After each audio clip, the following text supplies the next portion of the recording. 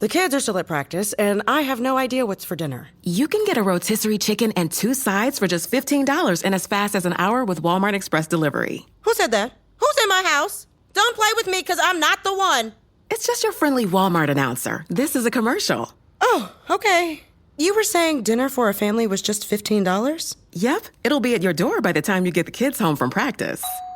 Order now. Welcome to your Walmart. Subject to availability, restrictions and fees apply. Now that was a helpful commercial. There's a good chance you're dealing with a middleman, like me, when you get your medicines. That's because PBMs and insurers are often the same company. We even own big chain pharmacies and are buying your doctor's office. We decide what medicines you can get, where you get them, and how much you pay. It's a win-win. For me. When middlemen own it all, you lose. Visit phrma.org/middlemen to learn more. Paid for by Pharma.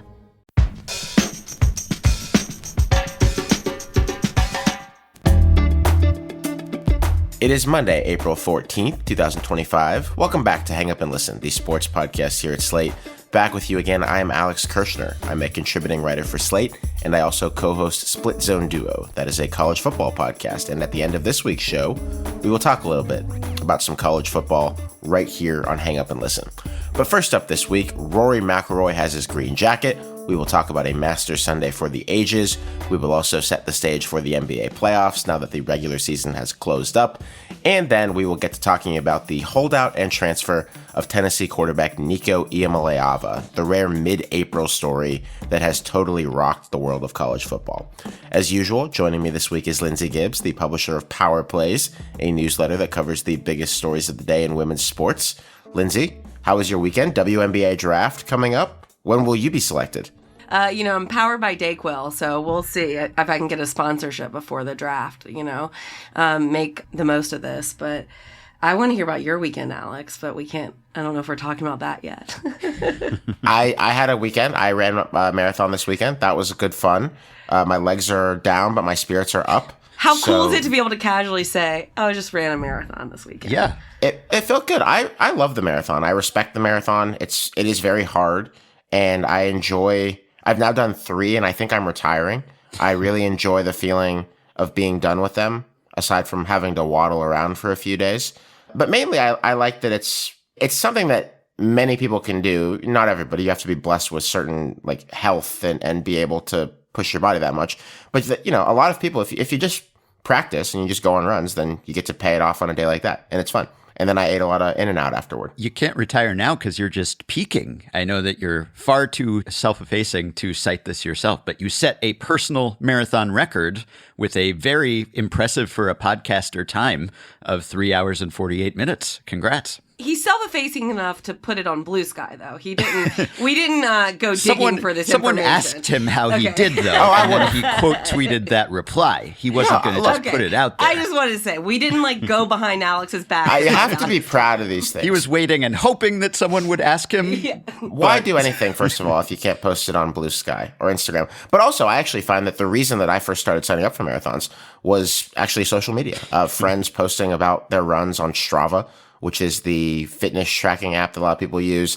I've drawn inspiration from people on Twitter who have talked about races that they've signed up for. So I do love talking about it with people. I think it's fun because, kind of as I'm saying, not anybody, but a lot of people can do it if they have enough time and their body cooperates with training. So it was fun. Always a pleasure to talk about it. Ben, the trouble of my weekend was that the Pirates got swept in Cincinnati. You are a senior editor at The Ringer and co-host of Effectively Wild, a baseball podcast. We'll have more on that later in the episode. Are the Pirates going to lose 100 games this year? I'll hang up and listen. I'll say no because it's Skeens Day. And if you can't be optimistic about the Pirates on a day when Paul Skeens is pitching against the Nationals, then when can you? I guess maybe never, potentially. But still, Skeens Day. Skeens Day. Hey, we'll take it. Before we get into our business, as always, we want to thank our Slate Plus members for making this show possible. Subscribing helps us make the show, of course. It allows you to get the show ad-free. That's a fantastic perk. And you also get bonus segments. And there is good news. We have one of those live right now for Slate Plus members. It is about sports leagues' handling of domestic violence allegations and, in some cases, convictions, not mere allegations. There are concerning developments all over, including now in the WNBA. You can hear that episode right now as long as you are a Slate Plus member. Subscribe by going to Apple Podcasts and clicking Try Free at the top of our show page, or visit slate.com/hangupplus to get access wherever you listen. The long journey is over. McIlroy has his masterpiece.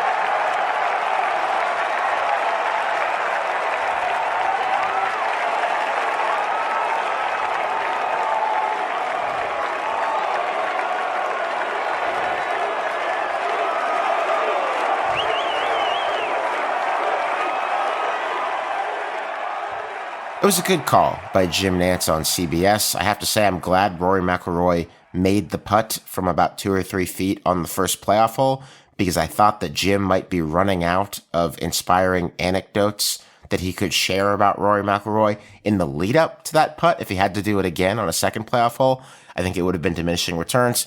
But Rory is a Masters champion. It was an incredible Sunday. It was also excruciating, going back and forth between those two poles throughout, but then it settled on just incredible. McIlroy had a 4-shot lead entering the back 9 at Augusta National Golf Club. He frittered away that lead and actually fell a shot back at one point with some really lousy golf shots, including a wedge into the water on the par 5 13th hole that will go down as the worst shot of his career, but thankfully was just a footnote in this story. It had been 11 years since his last major win. This is his 5th overall. And this was his 17th time going around Augusta at the Masters. It took him all of this time to complete the career Grand Slam after getting to within one leg of it, winning the other 3 majors 11 years ago. The other 5 players in the club finished it off within 3 years of getting the first 3 majors done. It's an incredible achievement.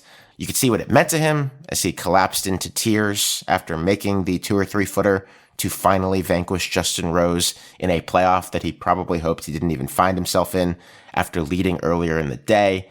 Ben Lindbergh, it was this vacillation all day between good Rory and bad Rory. Incredible golf shots and just confounding golf shots. Other than the winning putt, which moment from McIlroy's day will you remember the most? Well, it's really an accumulation of moments, which is kind of a cop-out, but it was mostly how it became a communal experience in a way that golf rarely does, especially when Tiger Woods isn't involved. And I think when we talked about this last week, you asked me if I was hyped for yet another Rory run at the Career Slam, and I said something to the effect of, wake me up when he's leading on a Sunday. And then he was. You didn't have to wake me up because he started at 2:30. But nonetheless, he had this great positioning, and you had all the narrative, all the history, this Clayton Kershaw-esque run of being both snake-bitten and unclutch in these big moments. And all that baggage comes along with this. If you are rooting for yet another choke, if there's anyone out there who likes to see athletes fail, well, there was plenty of ammunition for that on Sunday because it looked at various times like that was going to happen. If you like the redemption story, and who doesn't, then there were several just on Sunday alone as he kept salvaging what seemed like his best attempts to throw another Masters away. So it just built and built. And I guess that's the great thing about golf, is that when some story is developing, it's sort of slow developing. It's not the fastest paced sport. And so we get an entire Sunday, we get several hours where we're watching this develop, and people are coming to the story and hearing about it word of mouth. I don't know how many people texted me or messaged me, people who wouldn't normally be interested in golf, who were asking me if I was watching this. It gets big on Blue Sky, on Twitter. It just feels like you're following it along with everyone. And Rory is kind of the perfect avatar for that, just because he really has a sympathetic story in a number of respects. He wears his emotions on his sleeve, the full range of emotions on that day. And it was just easy to get carried away. I'll remember the bad when I think about this. And I don't mean that in like a hater way, like, haha, you suck. But I just think this was so much more special than even I could have imagined this moment would be for him, which was already an astonishingly high bar. As I talked about last week, like, understood the magnitude of this moment. If he had led, from start to finish, it would have been a momentous occasion. But to continuously mess up, to continuously face your own fallibility, And to not get swept up in what so many golfers, so many humans do, which is the, compoundment of those errors, the collapse that comes with a double bogey. And to keep picking yourself back up, it was edge of your seat theater. I mean, till the last second. I mean, he starts the day with the double bogey. He's got 2-shot lead, immediately gone. Then he makes 4 birdies on the next 9 holes, looks fully in command going into the 11th. And then he has a bogey on 11, that disastrous double on 13, and another bogey on 14. It's all collapsing. Justin Rose nails a great character in the story, by the way, added to the day extraordinarily. He nails this majestic putt on 18 to post 11 under. He's in the lead at a point. Then Rory pulls it together for what seems like the last time. Birdie on 15, birdie on 17, just needs a par on 18. He hits it into the bunker. Then he hits a great bunker shot. He has a putt to win it. They put on the chyron. Putt for career grand slam, which is diabolical, by the way. Yeah, you knew it wasn't falling when CBS put that up. And I think someone noticed it because they put it up and then they pulled it back off before he even put. I think someone in the truck was like, this is there was some serious Nance jinxing going on the walk to 18. Not that I'm blaming him, but all the dramatic monologues that you were talking about, Alex, there was a lot of that happening possibly prematurely. And a lot of this sort of ruminations you get at the Masters where Nance says that he crumbled to the sacred sod, which usually hearing about the sacred sod would be laying it on a little thick, and yet he was doing it the entire hole. On the tee box, Nance said something like, Rory's been snacking a lot today. Yeah. In about 15 minutes, he could be digesting what he's just accomplished. Oh, yeah, and it was about the pollen in the air. The pollen count was so thick, but not as thick as the tension in the air, right? But that was kind of what I wanted for this moment. It would have felt like too much at any other moment, but given the stakes and the drama here, it felt like it met the moment. Was it the first run through 18 or the second or the playoff hole where he started bringing up the parents' backstory? Oh, yes. These two parents met and had this child, right. This is and that child goes on man. to become, it was just it was wild. Yeah. I do appreciate that Nance has the right mix of making it all about him, but also knowing when to quiet down. There's that tracking shot of the winner of the Masters walking from the 18th green to the scoring area and getting the hugs from everyone. Nance understands when it is time to stop talking, which I appreciate. But I definitely think Nance probably rehearsed his Rory Master call in the mirror over the years more than a few times. That seemed clear to me. Well, he had plenty of practice then. But it's true. I mean, one thing that we always appreciate about athletes is when they can recover from doing something really poorly and then act like it was nothing and get back to their peak self. And granted, I guess Rory has had trouble doing that at times, but he kept managing to do it over and over again. And Nance was saying this too, just having to reset after missing the putt on 18 and just having to go out there with the weight of all the previous failures on your shoulders and your failure on that last hole when you could have put it away. And then he hits just brilliant shots there. So he earned it. It definitely wasn't the most beautiful round of golf to close it out, but it felt like the most fitting way that he could have won. And we have to mention Justin Rose hit a beautiful shot on the playoff hole, too. Justin Rose, sometimes you see playoff holes and one player completely collapses, right? So the other one, all they have to do is, barely, eke out a par and they're okay.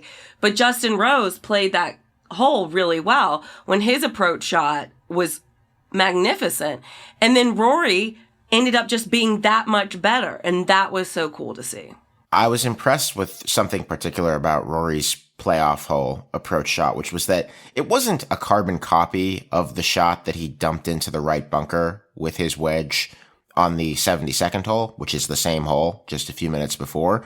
The lie was a little bit different, a little bit more favorable for him on the second shot, but it was really close to being the identical golf shot. Really, really close. And I think it would have been very easy for him to be in his own head about the butchery that he had just committed from almost the same spot on the course. That he said afterward that he had the yardage about 2 yards different. The CBS broadcast had it at 125 yards both times, just a little bit to the right of the fairway bunker there on the left side. And he bettered himself. And I thought that was indicative of the day.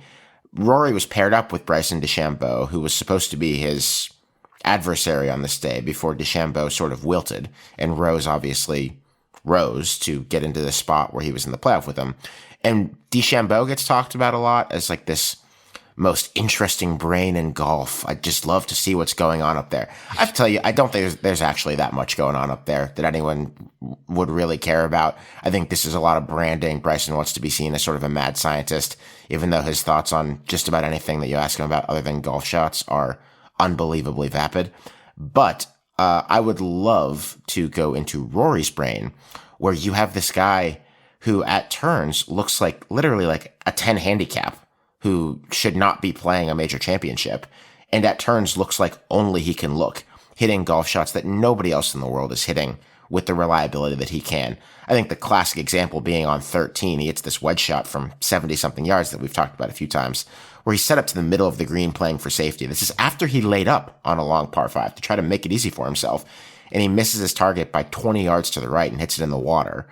And then 2 holes later on 15, Lindsay, the shot you talked about, where he has to bend a massive draw underneath a tree limb, but then have it rise enough from 200 plus yards away that it'll land soft and give him a chance to make eagle or birdie.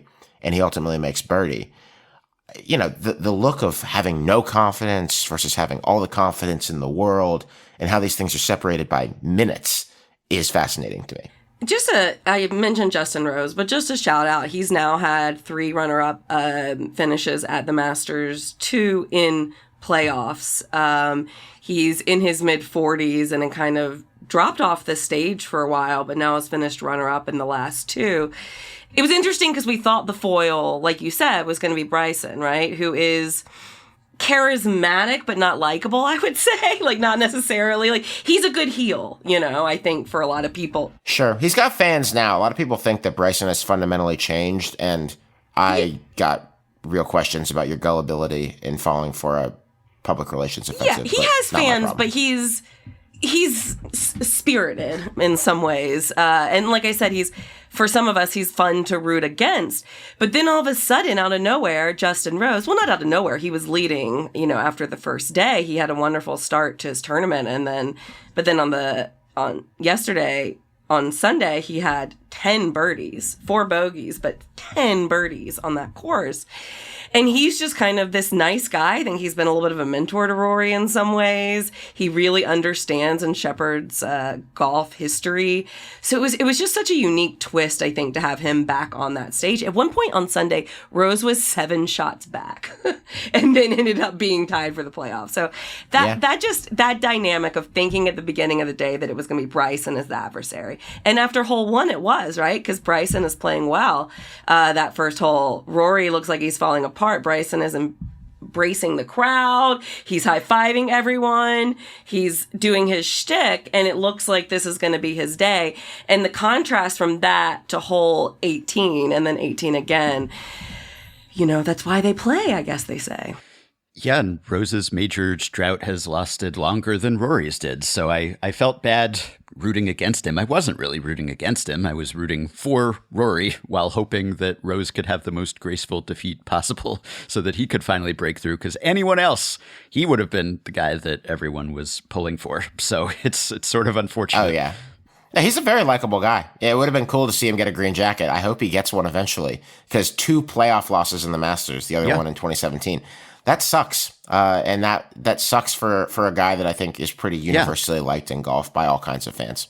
And his other was to Sergio, who is also that was such a great, another feel good story for Sergio to finally get his Masters and get his green jacket. So it's just a weird thing. Yeah. And that was the last playoff that we had seen here. So there had been years for this drama to build up. And Rory, not only does he have the sympathetic story and narrative from a competitive standpoint, but he's just sort of visually compelling because he really just, you can kind of tell what he's thinking in ways that are kind of concerning at times. I mean, he does have sort of resting, anxious face depending on the day or the hole, but then he's just so elated and relieved when things go well for him. And obviously he didn't hold back when he finally won. There was this great outpouring of emotion, which it's always nice when you're feeling that as a fan to have that mirrored in the actual athlete that you're rooting for. So this was just a great story. Also reminded me of just how great the green jacket is as a brand. I just don't understand how every event, every championship doesn't have an article of clothing associated with it, some sort of talisman. It just seems like an innovation that should have been copied by everyone.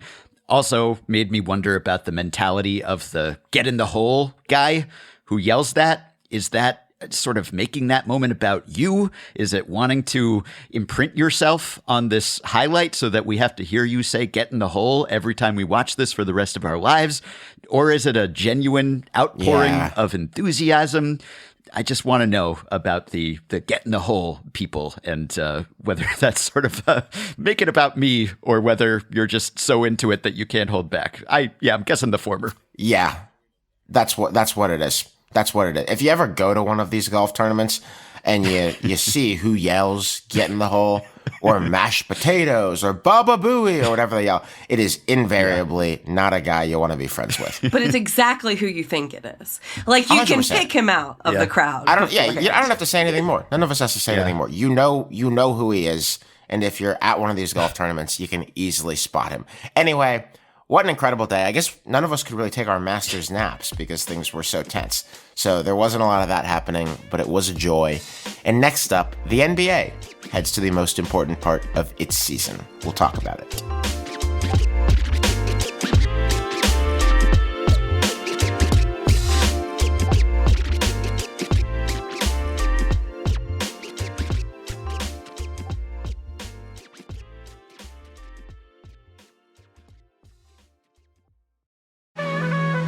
This podcast is brought to you by Progressive Insurance. Fiscally responsible, financial geniuses, monetary magicians. These are things people say about drivers who switch their car insurance to Progressive and save hundreds. Because Progressive offers discounts for paying in full, owning a home, and more. Plus, you can count on their great customer service to help you when you need it, so your dollar goes a long way. Visit Progressive.com to see if you could save on car insurance. Progressive Casualty Insurance Company and Affiliates. Potential savings will vary. Not available in all states and situations. As we progress through the season, every fan knows that big wins are hard to come by and tough losses are even harder to accept. But do you know what isn't hard to accept? Discover.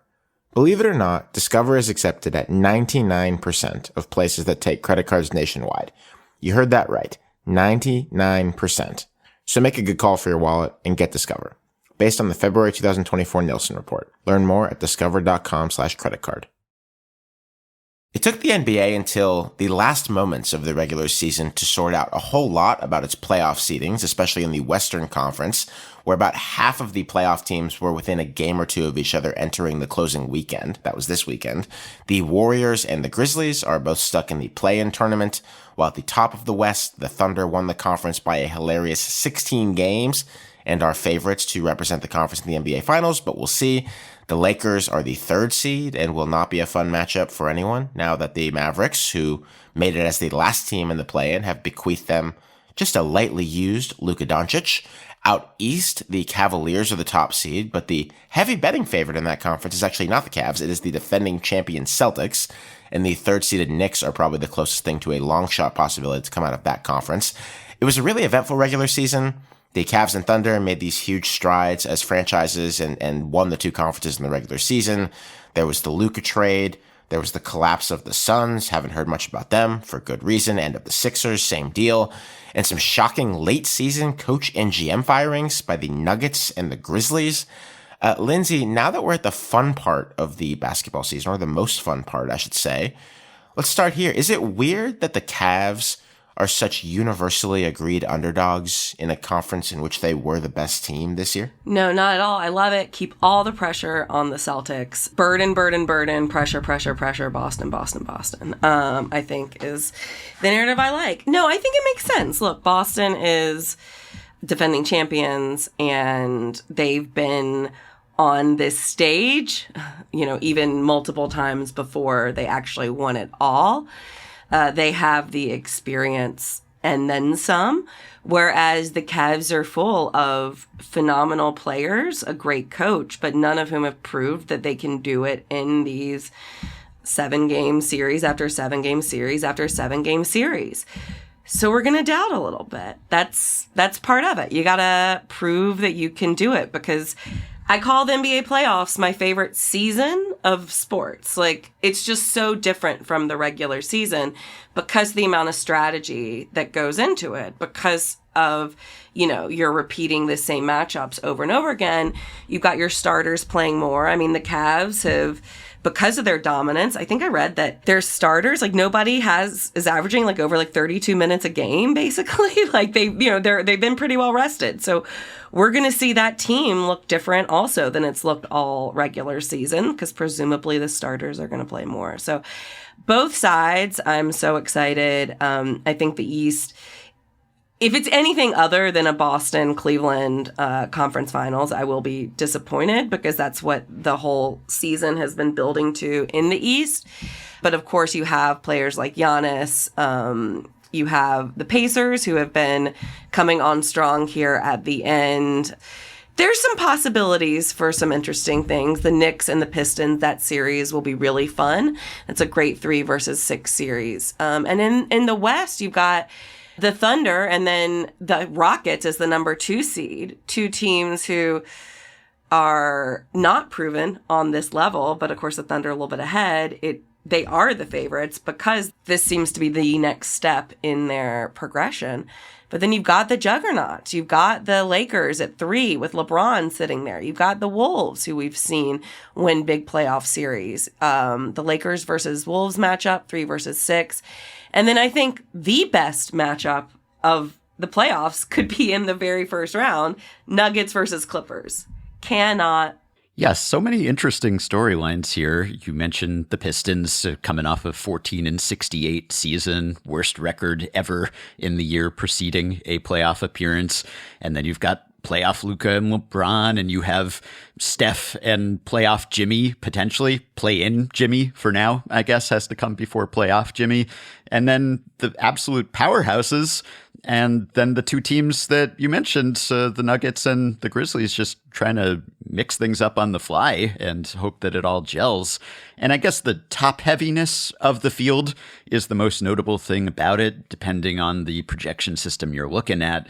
There's going to be a 80 to 90% probability that the Thunder, Cavs, or Celts will be the champions here. And really, the Thunder and the Celtics are the top 2 by far. The Cavs, they've looked vulnerable lately. They're 8-8 in their last 16. I don't know if that's enough to overcome how dominant they were prior to that, but it would just be a surprise if any team other than those 3 wins. And yet there are a bunch of other really good teams here. There's like the Knicks, who, as a New Yorker, I mean, these are the best Knicks in a while. You'd think that they would have a great shot, and maybe they are the best or among the best of the underdogs. But there's just such a divide between the top 3 and everyone else. And I wonder whether that is related to those late season firings, potentially, just because we were in this era where we had 6 champions in 6 years, and there was this parity, and now you have these super teams, and we'll see if the Celtics can repeat or if we get yet another different champion. But our pal Neil Payne has postulated that maybe that had something to do with those pretty unprecedented late season firings of just the Grizzlies letting go of Taylor Jenkins, despite the team being playoff locks at the time. And then the Nuggets, almost 2 weeks later, 5 days left in the regular season, firing Michael Malone and their GM, despite having the 4 seed at the time. And they won the NBA Finals 2 years ago. Right, exactly. And so the question is, okay, I get that there's dysfunction and there's stuff going on behind the scenes, but that's often the case. And yet teams say, we'll work this out in the offseason. We'll figure this out before next season, but we're not going to pull the plug with days left before the playoffs start. And so is it just that, well, there's nothing to lose? Because if you're not the Thunder or the Celtics or the Cavs, then you almost feel like nobody believes in us. So we might as well just go with the high variance strategy and see what happens. Because if we get knocked out, well, that's what was expected to happen anyway. The firings are very interesting. I'm also really compelled by the Western Conference play-in situation where Golden State and Memphis are the 7 and 8, and there's a path for both of them, obviously, to come out of that set of 4 teams in the play-in, and it's the likeliest outcome that they will, because they were both 8 to 9 games better than the Kings and the Mavericks, who are the two that just snuck in here, kind of in the participation trophy sense, if you will, that they get to be in the play-in. But Golden State, only about 3 or 4 weeks ago, was on an absolute scorcher after the Jimmy acquisition. And I think it had started to become a pretty reasonable take that this could be a dark horse to even challenge for the West. Maybe that was a little bit too much dipped to put on their chip. But the way that their defense had responded when Butler, an all-time defender, was on the court, obviously along with Draymond Green, another all-time defender, and you think, can Steph carry the offense? Can they score enough points to maybe make a deep run? They wind up as the 7. It's a lot of basketball that they're going to have to play to get anywhere close to coming out of the conference. And the Grizzlies, who have like a really interesting roster, it feels like they always do, who have had John Morant on the court, though John Morant, Lindsay, always seems to have something going on with regards to his continued participation with the Grizzlies or in the NBA. You're dropping grenades with that take, Alex. Yeah, probably needs to stop indulging in weapons-related imagery where he can. I think it would help his career prospects somewhat. But, these teams are stuck in the 7 and 8, and they won 48 games apiece. In the East, it's much different, right? Like, in the East, you've got a 37-win Heat team in the play-in. The play-in teams are awful in the East. Right. Which is like, I am not going to watch this. I will not look at the East play-in. I'll do anything else with my week this week.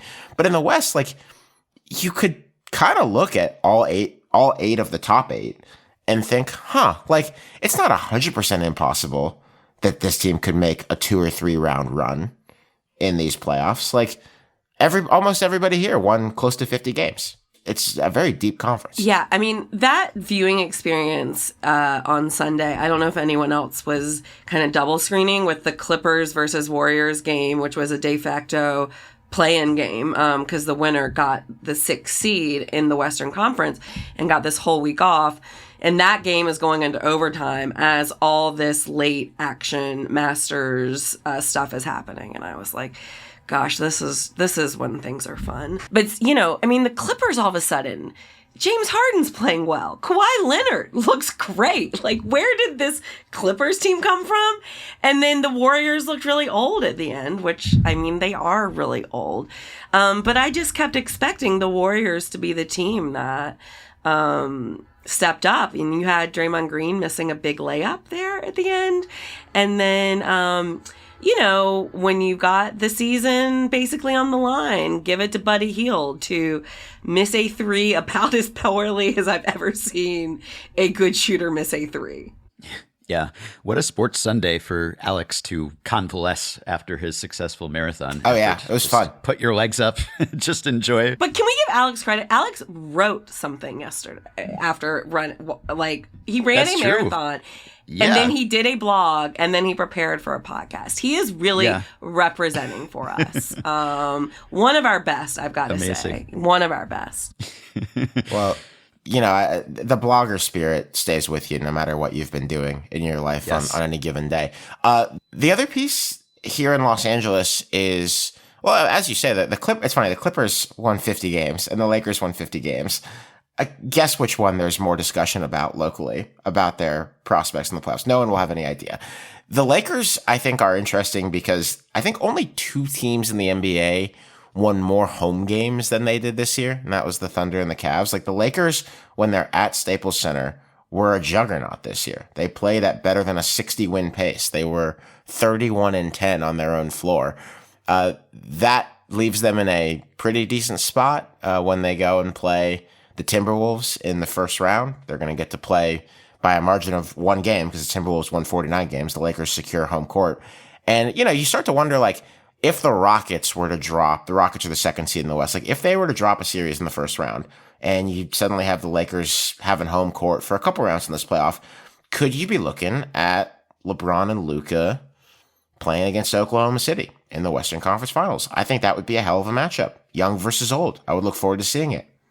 Yeah, I could imagine it. It almost feels like there's sort of a cipher just because they changed so dramatically mid-season that their ceiling seems to be about as high as anyone's, and we just haven't seen it enough to know. I think LeBron and Luka and Austin Reeves have played 21 games together, and so they seem to have figured things out, and the chemistry has improved, but we just haven't really seen that unit long enough to know what this team's true talent is. You kind of have to do a before and after Luka trade analysis, and then not even immediately after Luka, but when they figured out how to use him and when he really sort of settled in. So it feels like just big error bars on projecting what the Lakers can be. And it feels like they could potentially be almost as good as anyone. While we're talking about the coastal powerhouses, should I get my hopes up for my native New York Knicks? Should I get invested in this run? Yeah, you think so? Just for the plot. Do it for the plot, Ben. Do it for the plot. Brunson has a little less wear and tear on him. He missed some time. He's raring to go. I kind of want to believe, but also am afraid to. I like the spirit of the Knicks, and I think the Knicks are a tremendous second round exit playoff team, and that allows their fans to have a blast. I actually like to hang out with their fans. There's a lot of New Yorkers out here in Southern California, and the only sports bar that I ever go to doubles as a huge Knicks bar this time of year. So I will be rooting for them, but it does feel like this is a Knicks team kind of like last year's that everyone talks about how much they love, and Jalen Brunson could run for mayor. Well, I don't know why he would do that. I don't know why he would want to become hated because he's the most loved man in the city these days. But then they just aren't quite up to, I mean, last year they lost an upset, right? Like they lost to the Pacers, who were not a serious contender, and beat them in the second round. I think their upside for the Knicks is to lose in the Eastern Conference Finals to either the Celtics or the Cavaliers. But I hope I'm wrong. I'd love to see it. Yeah, me too. One more basketball thing I feel like we need to just give a little space to because we've talked about this story so much. Luka and the Lakers going back to Dallas, the big tribute video for Luka. Everyone wearing the shirts, the thanks for everything shirts in Slovenian, everyone in Dallas. Interesting. And the emotion that Luka showed, I think really, I know they're not the same, but that outpouring of emotion from Luka while watching that tribute video, and then, the Rory win emotion were just two of the most kind of raw, emotional moments and authentic moments I've seen from male athletes in quite some time. But he cooked his former team for 45 points, and that had to feel good. Did you guys get choked up? Yeah, the Mavericks really shouldn't have done this. This was just a bad thing that they did. It was real weird. Yeah, this was not well thought out by the Mavericks. No, I guess we can transition from one Nico to another. This is a good point. From Nico Harrison, the woebegone general manager of the Dallas Mavericks, to Nico Iamaleava, the now former quarterback of the Tennessee Volunteers. Up next.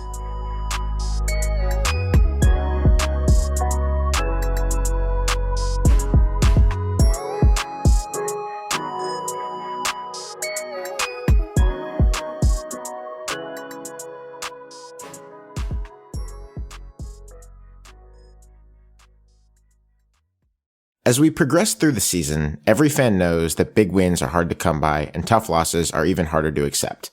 But do you know what isn't hard to accept? Discover. Believe it or not, Discover is accepted at 99% of places that take credit cards nationwide. You heard that right. 99%. So make a good call for your wallet and get Discover. Based on the February 2024 Nielsen report. Learn more at discover.com/creditcard. There are people out there all across the country pushing boundaries to grow the game of golf. Like champion speed golfer Lauren Cupp, who plays faster than anyone else. And Will Lowry, whose work in the golf community inspires more kids to get into the game. As a champion partner of the Masters, Bank of America supports everyone determined to find out what's possible. In golf, And in life, what would you like the power to do? Bank of America. Bank of America N.A. member FDIC, copyright 2025, Bank of America Corporation, all rights reserved. Holdouts have been the historical domain of the NFL. A player doesn't like his contract, so he sits out training camp, maybe even misses some games. It's gotten much, much less common the last few years in the pro game. Basically extinct now as a practice. Now there's hold-ins. But we have a high-profile case of the holdout now in college football, and it has led to a separation. Nico Iamaleava was, until late last week, the quarterback for the University of Tennessee.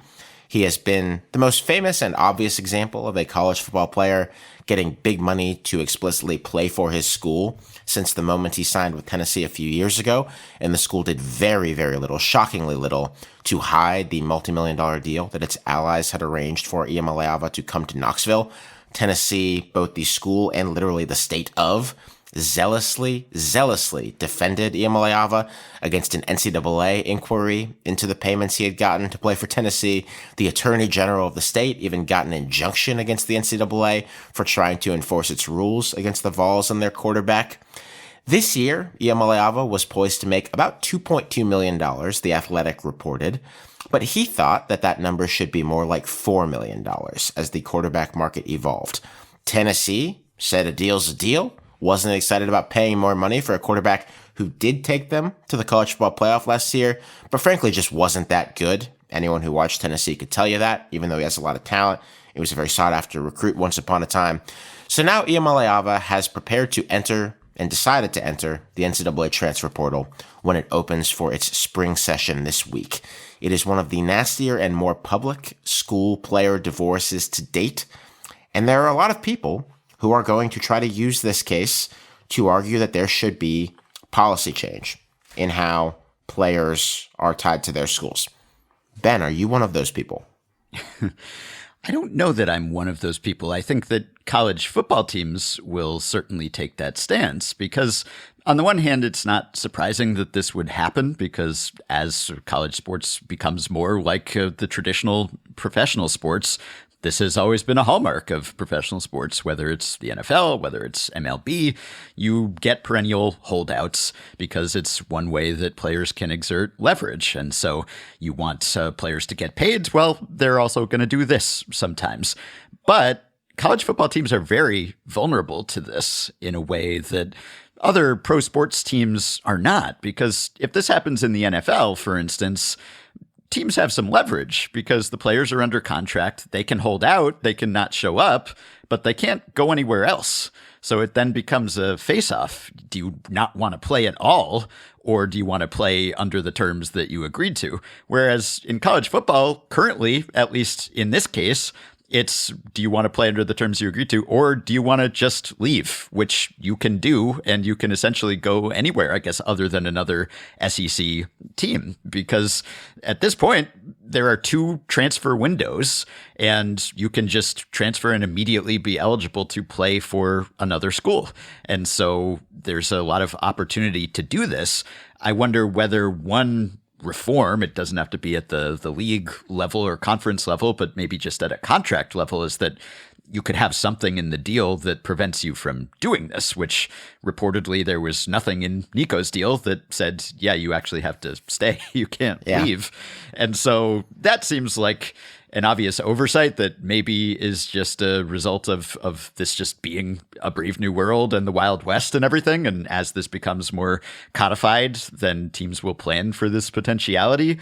So, you've seen buyouts become more common as the NIL system has gone in place. And then with the revenue sharing system coming and schools being able to pay players directly for NIL, you'd think that the contracts at least will get more restrictive.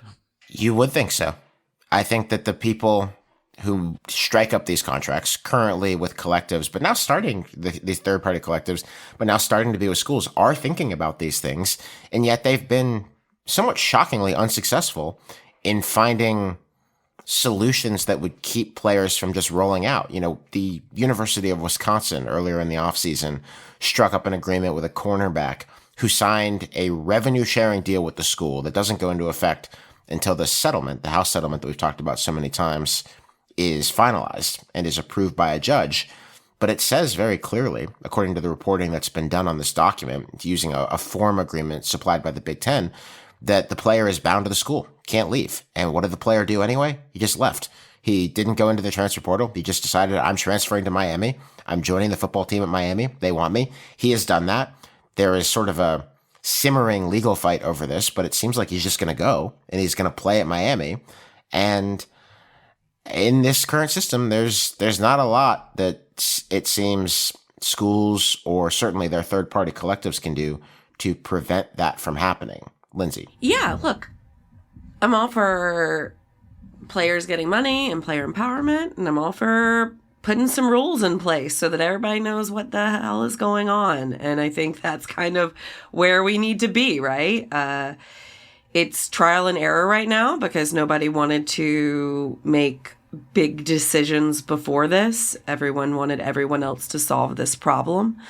And everyone in power was resisting change because they were succeeding so much under the old system. And so this is where it's left us, right? Where we're all just kind of throwing things against the wall, seeing what you can get away with, seeing what sticks, seeing what doesn't, seeing who takes advantage of the system, seeing who's acting in good faith, and so on and so on. And it's leading to a lot of controversy and a lot of confusion. And that's exactly where I would have thought it would lead. Like, that makes sense. You know, it's complicated. And I think that once this settlement is settled, making a few more rules around the transfer portal and what can and cannot be in contracts, I think, you know, those would be welcome additions to the mix as long as we're still letting players make money.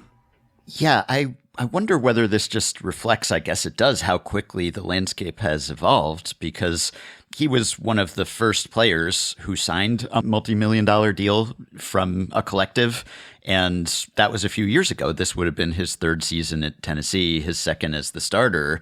And given the inflation that's happened just over that period, he signs the 4-year, $8 million deal, and things are different from how they were when he signed that.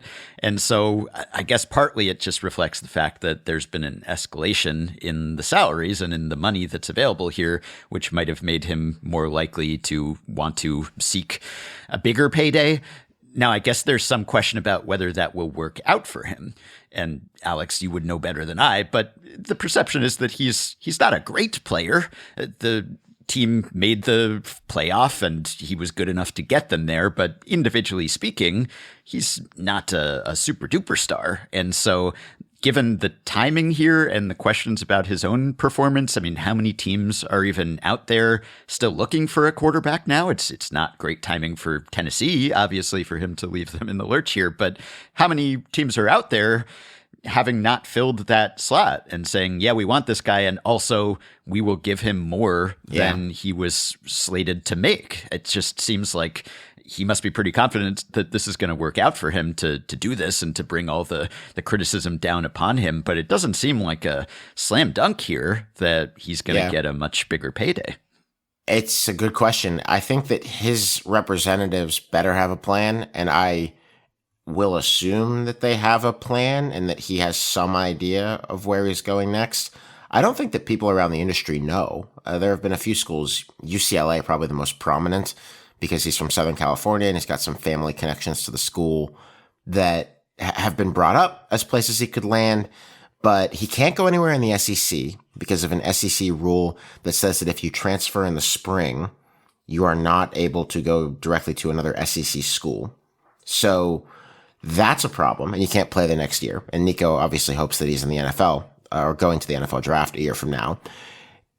There are only a few schools in the Big Ten that you would think could pay for Nico Iamaleava, and all of those schools already seem to have somewhat settled, or at least optimistically could be settled, quarterback situations. And when you get outside of the SEC and the Big Ten, you start to have big budget questions that are exacerbated in the spring because teams have already started to set their rosters. The spring portal period, as opposed to the one that happens right after the season, has tended to be a lot quieter than the one right after the season because of that dynamic. And it's been really hard to change that. You know, even last year when Alabama and Michigan had new head coaches who were hired in January, who needed to sort of buff up their rosters in the spring. That didn't really lead to a very active spring portal period, much to the chagrin of some Michigan fans who wanted to get a better quarterback for last year. I think there is some expectation that this year's spring portal, even before Iamaleava went in, was going to be more active than it has been in the recent past. But I have some real questions about whether he'll get what he wants. Do I think he can get more from some desperate team than he was going to get from Tennessee? Yeah, probably, just because there's a lot of fish in the sea. But I also think, and I want to be very careful about how I put this, that because I don't want to give ammunition to the NCAA doing a thinly veiled inmates are running the asylum type of critique of this to try to get an antitrust exemption from Congress that says you can do whatever you want to the players. But I think Nico is going to have a reputation that he's pretty tough to deal with. He's got his one of these players who is known to have his father very involved in his business dealings. He's got a whole coterie of agents. And, if you're if you're reneging on a deal that you have to lead an SEC team in April that's paid you a decent bit of money over the previous couple of years, then that's going to make you a less attractive candidate and a less attractive candidate to give a lot of money to. And I fully support Nico's right to go and make that call and to roll the dice on himself. But economic freedom doesn't mean freedom from people thinking you're a lot or not wanting to deal with you. And he's going to have to find a school that is comfortable with that. Yeah, and I guess most players aren't on multi-year deals, which maybe will limit the number of players who will decide to do something like this. But given the reaction so far and given everything you're saying, obviously Tennessee fans turned on him quite quickly, understandably, people demonstratively burning jerseys and such. Do you think that because of the amateur tradition, because there is not a history of this sort of thing happening in college football, that people who do this will be much more reviled than pro athletes in the NFL or MLB or wherever else who have done this for years and years? Not that it's ever a popular move with fans, but I think people understand that it comes with the territory. And if you do ultimately show up and play well, then all is forgiven. But in this case, there's no room for forgiveness because you're gone. So I wonder how you would assess the reaction so far compared to what we see in other sports. I think vitriolic is a good word for it, and harsh. Yeah. I don't expect that Nico will ever step foot in Knoxville, Tennessee again after this, because he won't be playing in the SEC, so there won't be a road game there this year. I guess if he makes the playoff and there's a first round game that Tennessee hosts, maybe there's a small chance, but very unlikely. There were some creative signs at Tennessee's spring game and creative alterations to Nico Iamaleava jerseys to insert certain bad words onto them. I don't like that. I don't think it's mature or a sign of like a healthy body politic, but sports fans are going to be sports fans. And I also do think that where this gets toxic is that there is a just barely veiled, if veiled at all, sort of racialized dynamic that goes on with paying college football players where, it just feels really easy, really, really easy. And I think you're being intentionally dumb if you pretend that this never happens, to sort of treat non-white college football players as these entitled brat kids who are trying to throw their weight around and upset the polite sensibilities of college football tradition. Like, I just think you're not wanting to see that if you don't acknowledge that there is plenty of that floating around in this world. Nico is Polynesian, not black. But, that doesn't sit well. It shouldn't sit well. And it's obviously happening. And some people will hear that and say, oh, you're virtue signaling or this wokeness has gone too far. But it's obviously happening. It's been happening. There's been racialized opposition to paying college athletes for generations and generations. And I think it's reasonable to now be honest about it. That's not your hottest take ever, Alex. I would say it's a 4 out of 10. I don't even know. But this might be a really reductive way to think about it, but just in trying to grasp the amounts of money and the power. Is Nico a player who you think has an NFL future? Yes, I think so. I don't know how good an NFL future. He has what football people would call arm talent in spades. You know, like the NFL draft types are going to love this guy or they're at least going to be intrigued by this guy because he does have a rifle for a right arm. And when he's playing well, it looks picturesque in a way that few college quarterbacks can replicate. But also, you are your results. And I think it's notable that he spent last year, his first year as a starting quarterback, in a Tennessee offense that has sort of been add water, you have instant points for a long time. The head coach, Josh Heupel, is a former air raid quarterback at Oklahoma who has designed an offense that is a little bit more complex than this, but that more or less boils down to get really fast receivers, tell them to run really far, and throw them the ball from very wide splits, lined up very far from the center of the action at the line of scrimmage.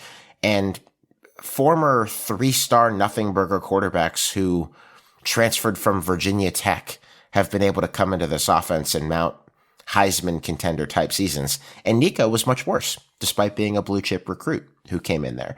So there will be reasonable questions about how he's going to do whenever he goes to the next place. So he's not like a guaranteed first rounder like stock, but he'll probably get drafted somewhere and his career will continue. Yeah, and I think a lot of it depends on how he does at whatever his next school is. And we'll probably know that by the time we record the next episode of Hang Up and Listen, if I were to guess. Yeah, I'll be very curious to see how the rules around this evolve and just how it affects the perception of college sports and just the old bromides about it's about molding young people and being faithful to the program and everything. And the more mercenary it becomes, and I don't mean to say that in a derogatory way. I'm generally in favor of players playing when and where they want, but it becomes hard to uphold that fiction of something other than rooting for laundry, essentially. But that's where we are in just about every sport, and sports haven't gotten any less popular. So mostly I'm just disappointed in the pronunciation of his name because I wish that it sounded more like Iamaleava given the circumstances here, but it doesn't. And yes, we have to abide by that.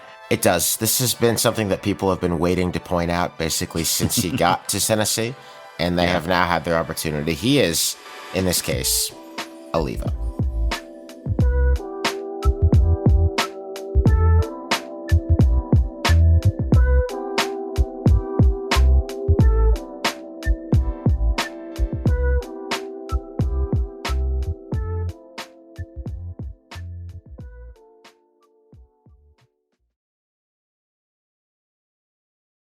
The spirit of innovation is deeply ingrained in America, and Google is helping Americans innovate in ways both big and small. The Department of Defense is working with Google to help secure America's digital defense systems, from establishing cloud-based zero-trust solutions to deploying the latest AI technology. This is a new era of American innovation. Find out more at g.co/American innovation. Ben, it is time for Afterballs. You've got something special for us this week. I will note that Nico Iamaleava is one of a, frankly, shockingly large ranks of tremendous football prospects, at least, and high-level players who are of Polynesian descent. Last year, 5.1% of the draftees into the NFL were Polynesian, according to the Polynesian Football Hall of Fame. That is compared to the Polynesian percentage of the U.S. population of 0.003%. Many of the greatest NFL players of recent times are Polynesian, including the recently inducted Hall of Fame center Kevin Mawai, and my personal favorite, the strong safety of the Pittsburgh Steelers, Troy Polamalu. Polamalu, for his free-flowing and frankly devastating hitting style of playing safety, was nicknamed during his career the Tasmanian Devil. And you've got something special for us this week. Troy Polamalu was certainly incredibly special, something we'd never seen before at the safety position, just like you've got something that we've never seen before in the podcasting art. Ben, what is your Tasmanian Devil for us this week? Well, for me, this is a long-awaited week when I finally get to share one of my secret obsessions with the world. For the better part of 3 years, I've been semi-consumed by the story of Ella Black, the first woman to write about baseball for a national publication. And if you've never heard of Ella Black, don't feel bad. 3 years ago, I was in the same boat. I hadn't heard of her either. But once I learned about her and the work she did during the momentous 1890 baseball season, I couldn't believe her story wasn't better known.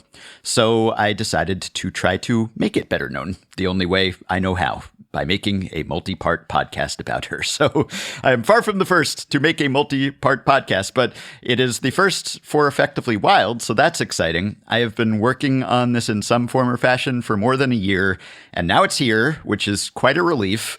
Maybe not a Rory getting a green jacket level relief, but whatever the podcasting equivalent is. So this 3-part pod is running on Effectively Wild on Fangraphs on Monday, Wednesday, and Friday this week. But I think this thing is right up the alley of a lot of Hang Up and listeners. And Slate and my lovely colleagues here at Hang Up have agreed to let me give you a sneak peek on this feed. So my Afterball today is the first 8 minutes or so of episode 1 of Only a Woman, Ella Black, Lost and Found. If you are interested in baseball, sports media, or American history, I hope you'll like it. Kevin Bendis, roll the clip. Have you heard the beginning of Take Me Out to the Ball Game? You know the chorus, which starts with the words in the title. But I'm talking about the part they don't play during the 7th inning stretch, even though there's just enough time between innings. Let's listen to the earliest recorded version of the song, from the year it was written, 1908. Katie Casey was baseball mad, had the fever and had it bad. Just to root for the hometown crew every Sioux, Katie Blue. On a Saturday, her young beau called to see if she'd like to go to see a show, but Miss Kate said no. I'll tell you what you can do.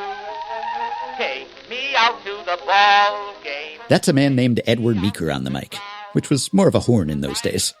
When Meeker and the millions of others who still sing along to that song every year reach the chorus, they're not just expressing their own desire to be at the ballpark. They're also quoting a character, Katie Casey. In a 1927 rewrite, Katie Casey was rechristened Nellie Kelly. Nellie, like Katie, loved baseball games and knew the players, knew all their names. The important part is that the protagonist of the most famous song about baseball, an anthem composed by 2 men who'd never been to a baseball game, was a woman. And most people don't know her name. Either one of her names. They don't even know that a woman was part of the song. Decades before Katie Casey and Nellie Kelly, there was another woman, a real one, who loved baseball games. She didn't just know the players and all their names. She wrote about them. And the baseball world watched and waited to see what she would say next. Her name was Ella Black, though she too was sometimes known as Nellie.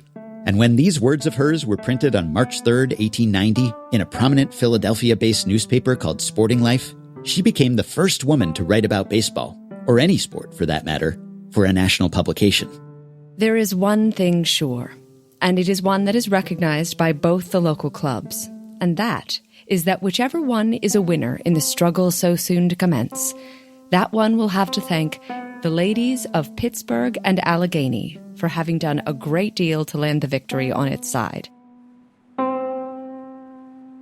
There is one thing, and only one thing, sure about Ella, too. Her byline, which appeared at the end of 39 columns that Sporting Life ran between March and November of 1890.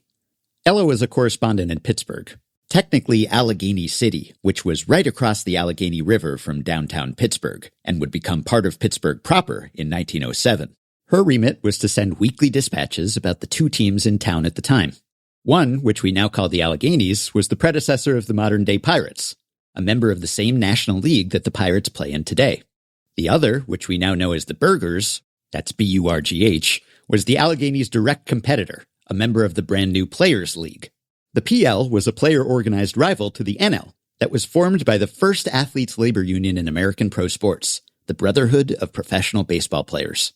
Sports writers were a brotherhood, too, which explains the heading on Ella's first column, which cried out to readers like a carnival barker directing the rubes at the circus to see the bearded lady.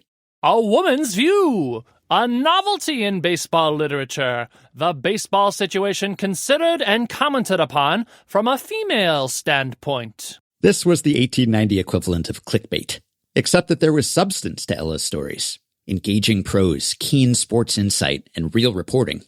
Ella introduced readers to female fandom, traded barbs with well-established baseball writers, and landed significant scoops. Granted, that sensational headline hadn't lied.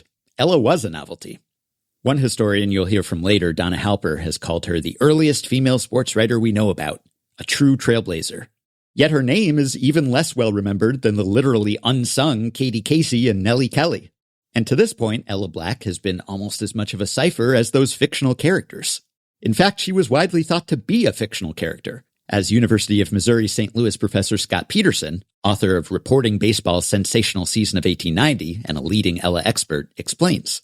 Many readers in the sporting life assumed that she was a man writing as a woman for some reason. They never really had a good reason as to why she might do that, but they almost to a person wrote that there's no way a woman could know this much about baseball. Ella encountered some skeptics in person. In April of 1890, not long before opening day, Ella received a press pass. Many thanks for the credentials sent me this week. I shall value them all the more, as you say they are the first ever issued to a lady correspondent by The Sporting Life. In May, she went to Washington Park in Brooklyn, where the Alleghenies were visiting the Brooklyn Bridegrooms, the Proto-Dodgers.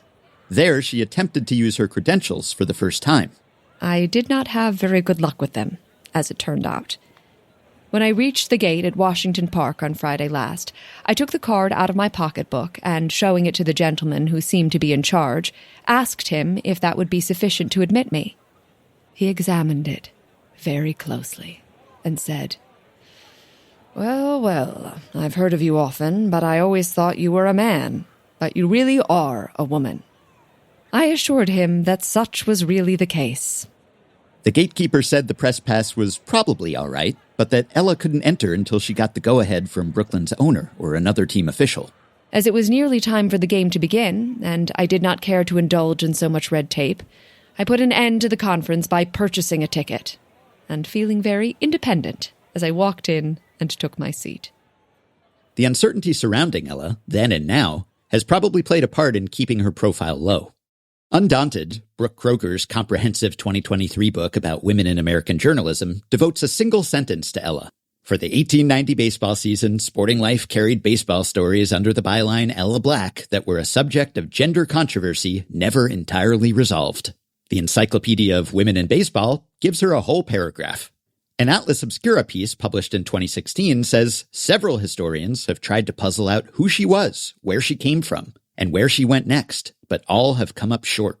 A 2024 collection of Ella's columns called Sports She Wrote notes, other than her byline, her life is a mystery. And a 2009 paper by professor and sports historian Mike Sowell, who scoured several sources in search of Ella, concluded, like many of the women journalists of her generation, Ella Black appears to have been lost to history. Both during her life and long after it, Ella eluded all attempts to untangle who she was and what happened to her. Until now, 135 years after her first and last byline. I'm Ben Lindbergh, a senior editor for The Ringer, and this is a production of Effectively Wild, a Fangraphs baseball podcast. I've written about baseball for much of my life, and followed the sport for almost all of it.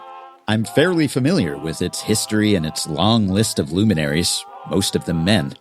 But until a few years ago, I hadn't heard of Ella Black. I'm not sure what shocked me more when I belatedly learned about her, that she existed at all, or that so few fans of the sport are aware of her work. I wanted to get to know her better, and hopefully help others make her acquaintance too.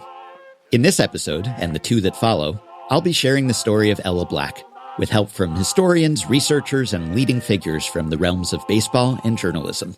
We'll discuss why Ella's season in the sun was such a tumultuous time, both in baseball and in American society. We'll connect her tale to today to assess how much has changed and how much still hasn't. And along the way, we'll solve some major parts of the puzzle of Ella's identity. I believe I have figured out who she was. Oh, that's wonderful. I got goosebumps over here, Ben. Welcome to Only a Woman, Ella Black, Lost and Found. Part 1. Ella's Legend.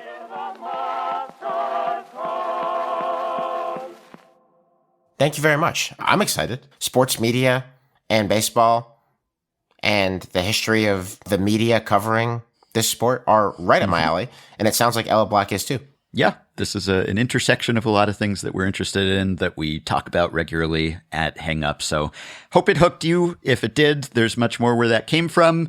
You can find the first full episode on Effectively Wild at Fangraphs right now, with parts 2 and 3 coming later this week. We will include a link on our show page. So thanks for listening. Please pardon my self-promotion. We'll be back to all original Afterballs soon. Yay! That is all for this episode.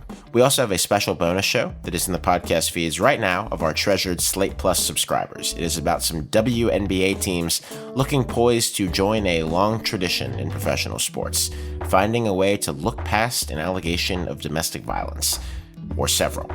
To hear that, you can subscribe to Slate Plus on Apple Podcasts by clicking Try Free at the top of our show page, or visit slate.com/hangup+ to get access wherever you listen. The episode is available right now, and we look forward to seeing you over there. Our show notes are at slate.com/hangup. You can email us at hangup@slate.com. And don't forget to follow the show and rate and review us on Apple Podcasts. It makes a big difference to people who might be coming across our show in the future. Our producer is Kevin Bendis, and for Ben Lindbergh and Lindsay Gibbs, I'm Alex Kirshner. Remember Zelma Beatty, and thanks for listening.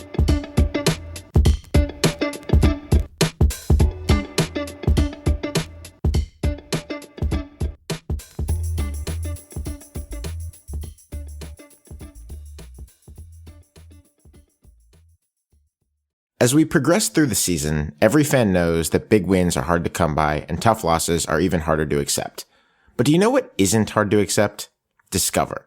Believe it or not, Discover is accepted at 99% of places that take credit cards nationwide. You heard that right. 99%. So make a good call for your wallet and get Discover. Based on the February 2024 Nielsen report. Learn more at discover.com/creditcard.